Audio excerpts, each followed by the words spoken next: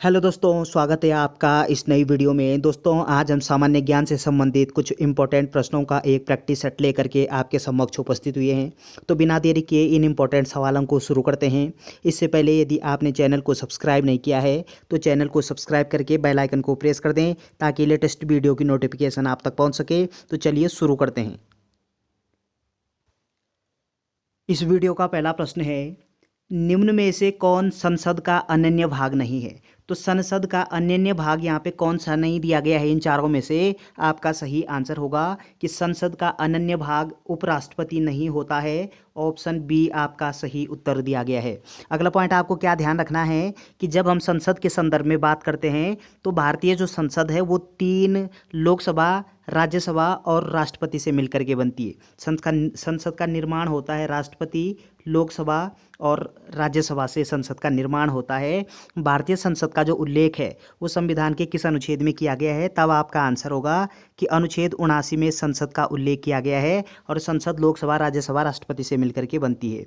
अगला पॉइंट आपको क्या ध्यान रखना है कि भारत का राष्ट्रपति का जो प्रावधान है वो भारतीय संविधान के किस अनुच्छेद में किया गया है? आपका आंसर होगा कि अनुच्छेद 52 में भारत का एक राष्ट्रपति होगा, ऐसा प्रावधान अनुच्छेद 52 में किया गया है। और जो भारत का जो लोकसभा होती है, संसद का लोकसभा जो होता है, लोकसभा का जो उल्लेख है वो भारतीय संविधान के अनुच्छेद 81 में किया गया है, जबकि राज्यसभा का जो उल्लेख है वो संसद के यानी भारतीय संविधान के अनुच्छेद 80 में किया गया है। अनुच्छेद 80 में ये राज्यसभा का उल्लेख है, 81 में लोकसभा का उल्लेख है और 52 में राष्ट्रपति का उल्लेख है। तो इन तीनों से मिलकर के भारतीय संसद का निर्माण होता है। तो संसद का अनन्य भाग कौन नहीं होता? उपराष्ट्रपति। ऑप्शन बी आपका सही उत्तर दिया गया है।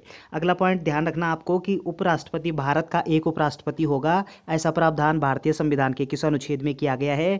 तब आपका आंसर होगा कि अनुच्छेद 63 में भारत का एक क्या होता है? उपराष्ट्रपति होता है। और उपराष्ट्रपति ये राज्यसभा का पदेन सभापति होता है, ऐसा प्रावधान भारतीय संविधान के अनुच्छेद 64 में किया गया है। तो ये पॉइंट आपको ध्यान रखना है। चलिए अगला प्रश्न है, किस वर्ष संविधान में मूल कर्तव्यों को अंतः स्थापित किया गया?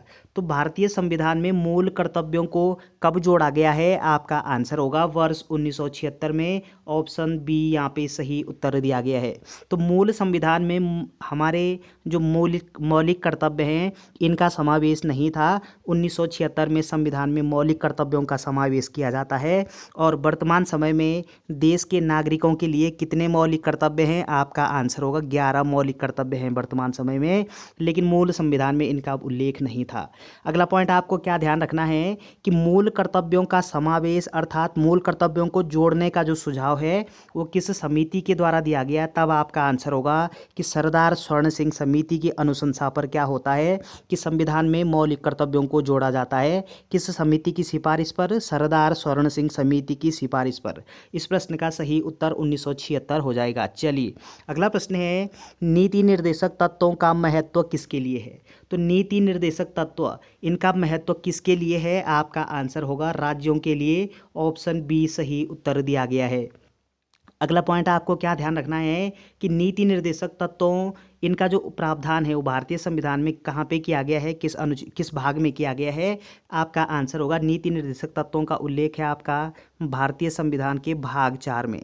तो ये आप जानते हैं कि वर्तमान समय में जो हमारे कितने भाग हैं? 22 भाग हैं वर्तमान समय में संविधान के, लेकिन भाग 4 में ये किसका उल्लेख किया गया है? नीति निर्देशक तत्वों का। और अगर अनुच्छेद के संदर्भ में बात करें तो अनुच्छेद 36 से लेकर के अनुच्छेद 51 तक ये हमारे नीति निर्देशक तत्वों का उल्लेख मिलता है, इनका प्रावधान किया गया है। ऑप्शन बी आपका सही उत्तर हो जाएगा। चलिए अगला प्रश्न है, मौलिक अधिकारों के निलंबन का आदेश कौन देता है? तो हमारे जो मौलिक अधिकार हैं इनके निलंबन का आदेश किसके द्वारा दिया जाता है? आपका आंसर होगा राष्ट्रपति के द्वारा। ऑप्शन डी आपका सही उत्तर दिया गया है। अगला पॉइंट आपको क्या ध्यान रखना है कि देश के नागरिकों के लिए वर्तमान समय में कितने मौलिक अधिकार हैं? आपका आंसर होगा वर्तमान समय में 6 मौलिक अधिकार हैं, जबकि मूल संविधान में मौलिक अधिकारों की संख्या 7 थी और वर्तमान समय में कितने हैं? 6 हैं।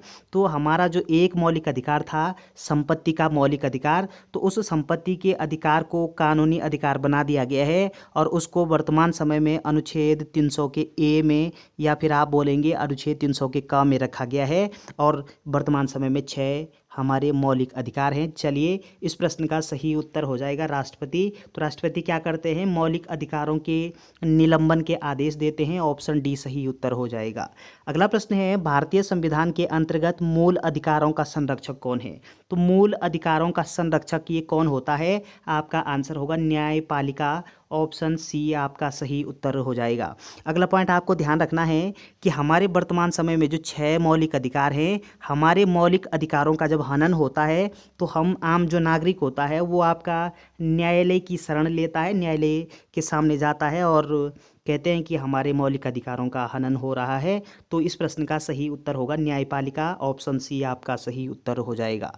अगला प्रश्न है, समानता का अधिकार संविधान में वर्णित है। तो समानता का जो अधिकार है ये कहाँ पे वर्णित है संविधान में? आपका आंसर होगा अनुच्छेद 14 से 18 तक समानता का अधिकार वर्णित है। ऑप्शन सी सही उत्तर दिया गया है।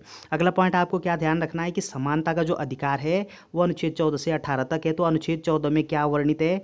विधि के समक्ष समानता, अर्थात कानून के लिए क्या होते हैं? सभी समान होते हैं। अनुच्छेद 15 में धर्म, नस्ल, जाति, लिंग के आधार पर भेदभाव का निषेध किया गया है। अनुच्छेद 16 में लोक नियोजन में अवसर की समानता का प्रावधान किया गया है। अनुच्छेद 17 में अस्पृश्यता का अंत अर्थात छुआछूत का अंत किया गया है और अनुच्छेद 18 में उपाधियों का अंत किया गया है। तो अनुच्छेद 14 से 18 ये क्या है? समानता का अधिकार का प्रावधान किया गया। ऑप्शन सी आपका सही उत्तर हो जाएगा। चलिए, अगला प्रश्न है, पाकिस्तान से आकर भारत में नागरिकता प्राप्त करने संबंधी वर्णन है।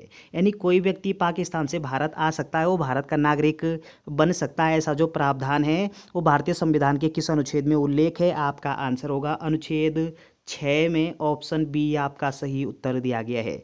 अगला पॉइंट क्या ध्यान रखना है? अनुच्छेद 5 में उल्लेखित है कि कोई व्यक्ति भारत से पाकिस्तान में जा सकता है, पाकिस्तान का नागरिक बन सकता है। और अनुच्छेद 6 में उल्लेख मिलता है कि कोई व्यक्ति पाकिस्तान से भारत अगर आना चाहते हैं तो वो भारत आ सकते हैं और भारत के नागरिक बन सकते हैं। ऐसा जो प्रावधान है वो अनुच्छेद 6 में किया गया है। चलिए, अगला प्रश्न है, संघ लोक सेवा आयोग के कार्यों का उल्लेख है। तो संघ लोक सेवा आयोग के जो कार्य हैं उनका प्रावधान भारतीय संविधान के किस अनुच्छेद में किया गया है? आपका आंसर होगा अनुच्छेद 320 में। ऑप्शन ए आपका सही उत्तर दिया गया है। अगला पॉइंट क्या ध्यान रखना है कि संघ लोक सेवा आयोग का जो प्रावधान है वो भारतीय संविधान के किस अनुच्छेद में किया गया? आपका आंसर होगा अनुच्छेद 315 में संघ लोक सेवा आयोग का प्रावधान किया गया है। और संघ लोक सेवा आयोग ये 3 प्रकार के होते हैं। एक होता आपका मतलब संघ लोक सेवा आयोग होता है, राज्य लोक सेवा आयोग होता है और संयुक्त लोक सेवा आयोग होता है। तो संघ लोक सेवा आयोग हम किसको बोलते हैं? जो पूरे भारत का एक आयोग होता है, यूपीएससी। और राज्य लोक सेवा आयोग के प्रत्येक राज्यों में होता है। और संयुक्त जो लोक सेवा आयोग होता है ये 2 या 2 से अधिक राज्यों के लिए एक लोक सेवा आयोग की जब स्थापना होती है, काम करता हो 2 या 2 से अधिक राज्यों के लिए, तो उसको संयुक्त लोक सेवा आयोग कहा जाता है। और ये आप जानते हैं कि जो संयुक्त लोक सेवा आयोग है, संयुक्त लोक सेवा आयोग क्या होता है? 2 या 2 से अधिक राज्यों के लिए होता है। और राज्य लोक सेवा आयोग ये एक राज्य के लिए होता है। संघ लोक सेवा आयोग ये पूरे भारत का होता है, पूरे सेंटर का होता है। तो उत्तराखंड का जो राज्य लोक सेवा आयोग है वो इसका मुख्यालय कहाँ अवस्थित है? या आप जानते हैं कि वो हरिद्वार में अवस्थित है। संघ लोक सेवा आयोग का मुख्यालय आपका नई दिल्ली में अवस्थित है। चलिए, अगला प्रश्न है, संसद के 2 सत्रों के बीच अधिकतम अंतराल होना चाहिए। संसद के 2 सत्रों के बीच अर्थात 2 बैठकों के बीच अधिकतम कितने समय का अंतर होना चाहिए? आपका आंसर होगा 6 माह का अंतर होना चाहिए। ऑप्शन सी आपका सही उत्तर दिया गया है। तो ये संसद के संदर्भ में पूछा गया है। अगर आपसे पूछे कि विधानमंडल के 2 अधिवेशनों के बीच, विधानमंडल यानी विधानसभा या फिर विधान परिषद, तो विधानसभा के 2 अधिवेशनों के बीच में अधिकतम कितने समय का अंतराल आवश्यक होता है? तब आपका आंसर यही होना है 6 माह। चलिए, ऑप्शन सी सही उत्तर हो जाएगा। अगला प्रश्न है, संघ की कार्यपालिका शक्ति निहित होती है। संघ की कार्यपालिका शक्ति किस में निहित होती है? आपका आंसर होगा राष्ट्रपति में संघ की कार्यपालिका शक्ति निहित होती है। ऑप्शन सी सही उत्तर दिया गया है। अगला पॉइंट आपको ध्यान रखना है कि राज्य की कार्यपालिका शक्ति किस में निहित होती है, तब आपका आंसर होगा कि राज्य कार्यपालिका शक्ति ये राज्यपाल में निहित होती है, लेकिन संघ की कार्यपालिका शक्ति राष्ट्रपति में निहित होती है। आपको बता दें कि प्रधानमंत्री, भारत का एक प्रधानमंत्री होगा, तो प्रधानमंत्री का उल्लेख ये भारतीय संविधान के अनुच्छेद 75 में किया गया है, अनुच्छेद 75 में। और संसद का जो प्रावधान है वो भारतीय संविधान के अनुच्छेद 79 में किया गया है। भारत का जो राष्ट्रपति है इनका प्रावधान किस अनुच्छेद में मिलता है? आपका आंसर होगा अनुच्छेद 52 में। और मंत्रिपरिषद का प्रावधान ये किस अनुच्छेद में मिलता है? तब आपका आंसर होगा कि अनुच्छेद 74 में मंत्रिपरिषद का उल्लेख किया गया है। तो इस प्रश्न का सही उत्तर क्या होगा? संघ कार्यपालिका शक्ति किस में निहित होती है?